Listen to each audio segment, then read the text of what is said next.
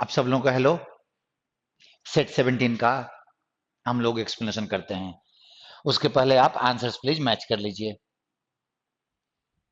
देख लीजिए। चलिए अब हम लोग क्वेश्चन पे चलते हैं।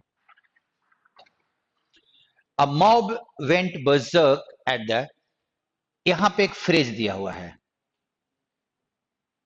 दैट इज कॉल्ड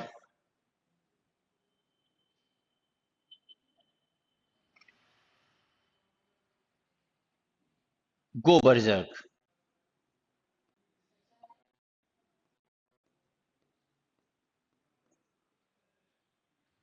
हिंसक हो जाना, हिंसक हो जाना। एक क्राउड हिंसक हो गया फ्राइडे को। कारण, this happened after the death of a 15-year-old boy. उसके बाद वो लिखा हुआ है कि उन्होंने क्या किया, वो लिखा हुआ है, बट पहले तो आर आना चाहिए। और आर अगर तुम्हारा सिर्फ एक जगह है तो हमें हमें क्यों सोचना है कि और कौन सा जाएगा? वन के बाद आर आ ही रहा है। और अगर वैसे भी देखो, death of a boy and the boy had died. So ये क्वेश्चन आसान था।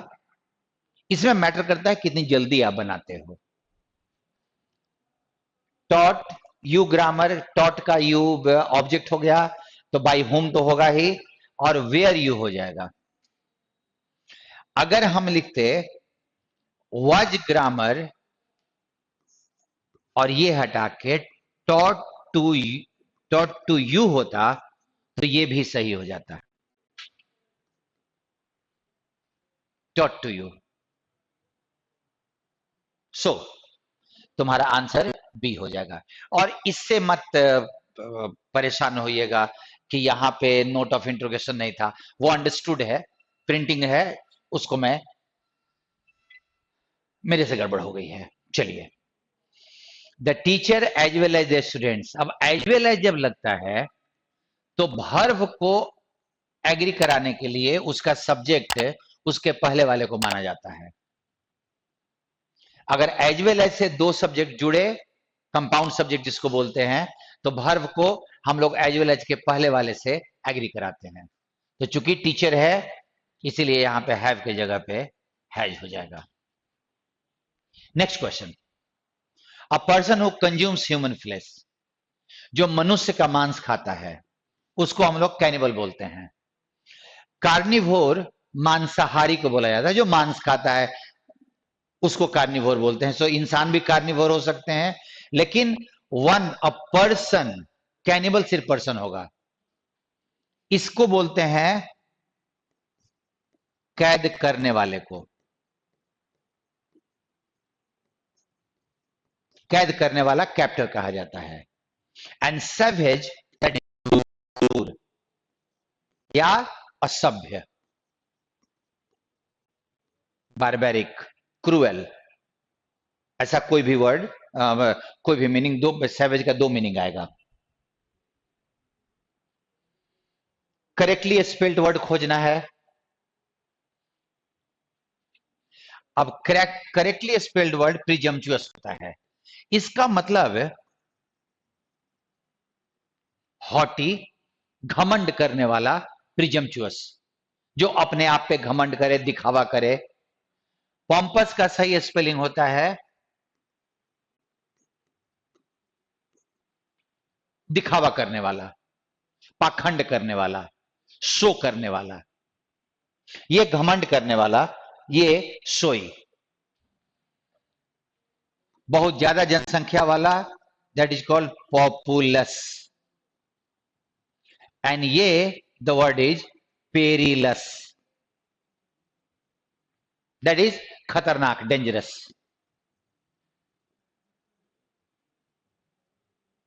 Dangerous, perilous. अब हमारे क्लोसेस को देखा जाए हम लोग। The monastery in Tawang has recently undergone dash and bright painting dash its walls.